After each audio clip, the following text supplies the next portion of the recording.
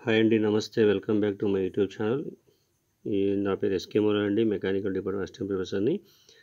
ఈరోజు మీ ముందు ఇంకో వీడియో తీసుకొస్తున్నానండి. అదేంటంటే ఫ్రిక్షన్ నుంచి సెకండ్ ఫ్రిక్షన్ నుంచి ప్రాబ్లం అనమాట. ఆ ప్రాబ్లం వచ్చేసి మనకి ఈ విధంగా ఉందండి. సో ప్రాబ్లం వచ్చేసి ఏ బాడీ వేయింగ్ 560 న్యూటన్స్. సో ఇక్కడ 560 న్యూటన్స్ అనమాట. ఇది a body weighing 560 newtons is held along a rough horizontal plane by a pull of 180 newtons acting at an angle of 30 degrees with the HT అంటే ఇక్కడ horizontal plane అనమాట. Horizontal. Find the coefficient of friction.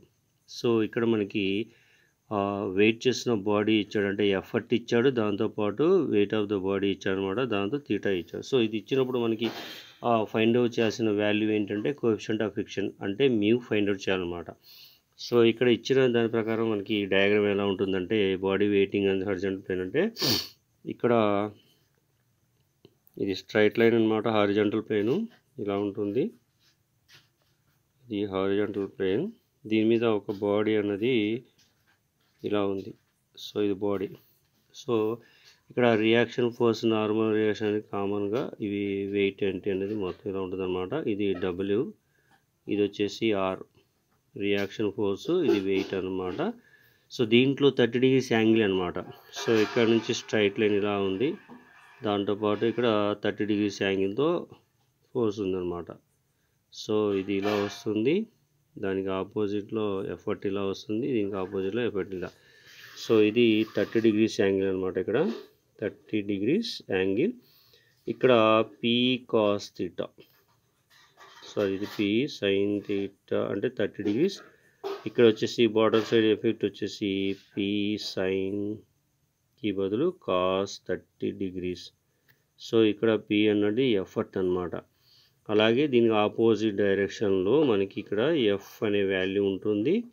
So F is equal to mu r లేదంటే r. So W is equal to ఇక్కడ ఇచ్చిన value 560 newtons ఇచ్చాడు. Okay. So మనకు కావాల్సింది mu find out చేయాలన్నమాట. సో మ్యూ ఫైండ్ అవుట్ చేయాలంటే మనకు కావాల్సింది రిజాల్వింగ్ ద ఫోర్స్ చేయాలన్నమాట ఇక్కడ first. So resolving the force వచ్చేసి మనకి ఇచ్చిన గివెన్ అట్ రాసుకోవాలి ఫస్ట్. సొల్యూషన్ ఆర్ ఆన్సర్ అనమాట. సో మనకి ఏమి ఇచ్చాడు ఫస్ట్, ఇక్కడ వెయిట్ ఆఫ్ ద బాడీ ఇచ్చాడు కాబట్టి W is equal to 560 newtons. అలాగే ఎఫర్ట్ ఇక్కడ ఫోర్స్ అప్లైడ్ అంటే P value, P is equal to 180 newtons. అలాగే యాంగిల్ ఏమి ఇచ్చాడు, తీటా ఇచ్చాడు.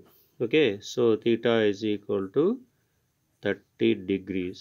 ఇప్పుడు ఇక్కడ ఇచ్చిన డయాగ్రామ్ ప్రకారం మనం రిజాల్వింగ్ ద ఫోర్సెస్ రాయాలి. ఏ బాడీకి అయినా సరే యాక్షన్ తీసుకునేటప్పుడు the body is in the equilibrium under the action of forces. అంటే ఈ forces P opposite, F opposite direction ఉంటాయి కాబట్టి W ఆపోజిట్, R అనేది ఆపోజిట్ ఉంటాయి కాబట్టి ఫోర్సెస్ అన్నది మనకి యాక్ట్ చేయాలి. ఇప్పుడు కావాల్సిన వాల్యూ మనకి మ్యూ కావాలి. Mu is equal to what, R అంటే నార్మల్ రియాక్షన్.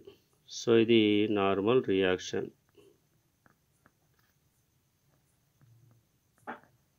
సో ఇది నార్మల్ రియాక్షన్, ఇది వచ్చేసి కోఎఫిషియంట్ ఆఫ్ ఫ్రిక్షన్. సో ఇది ఫైండ్ అవుట్ చేయాల్సిన క్వశ్చన్ మార్క్ అనమాట. ఇప్పుడు చేయాల్సిన వాల్యూ అంటే మనకి resolving the forces along the plane.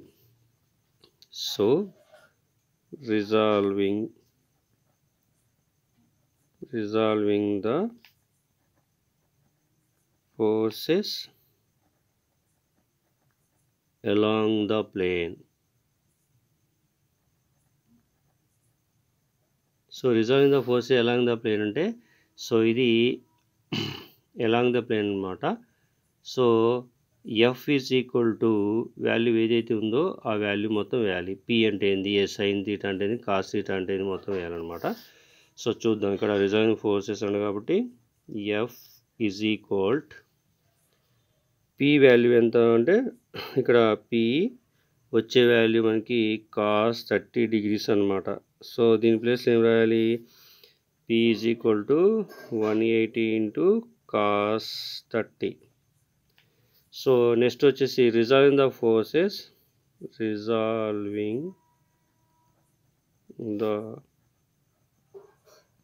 The forces normal to the plane, so normal to the plane అంటే ఇది R is opposite direction W. Okay, so ఇక్కడ మనకు కావాల్సిన వాల్యూ ఏంటంటే ఆర్ కావాలి. So R is equal to W into ఇచ్చిన value ఉంది W into sine W minus, ఇక్కడ డబ్ల్యూ మైనస్ ఇటు వస్తుంది కాబట్టి దానికి ఆపోజిట్లో 180 sin 30 ఉంది. సో పి sin 30 అంటే ఏమొస్తుంది, ఇక్కడ డబ్ల్యూ ప్లేస్లో 560 మైనస్ పి ప్లేస్లో 180, ఇక్కడ సైన్ తీటా కాబట్టి ఇది ఇక్కడ మనం 30 వేసుకోవాలి ఇచ్చిన వాల్యూ. సో ఈ రెండు క్యాలిక్యులేషన్ చేయాలన్నమాట. సో ఫస్ట్ 180 ఇంటూ కాస్ 30 వేస్తే ఒక వాల్యూ వస్తుందన్నమాట మనకి. ఆ వాల్యూ వచ్చేసి 160 వచ్చిందనమాట. 160 దగ్గరగా వచ్చింది. సో కాస్ 30 వేసుకుంటే ఒకసారి చూద్దాం, మిస్టేక్ రాకూడదు. 180 ఇంటూ కాస్ 30, సో 160.38 వచ్చిందనమాట. 160.38 ఇక్కడ 160.38. సో ఇది న్యూటన్స్ అనమాట, 168 న్యూటన్స్. అలా ఇక్కడ కూడా మనం చేయాల్సిన వాల్యూ ఏంటంటే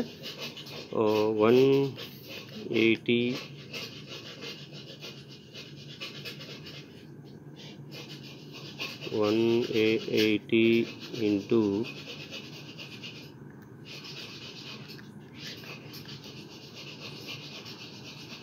180 ఇంటూ సైన్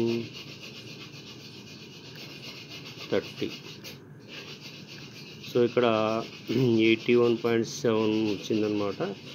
ఇక్కడ 81.71.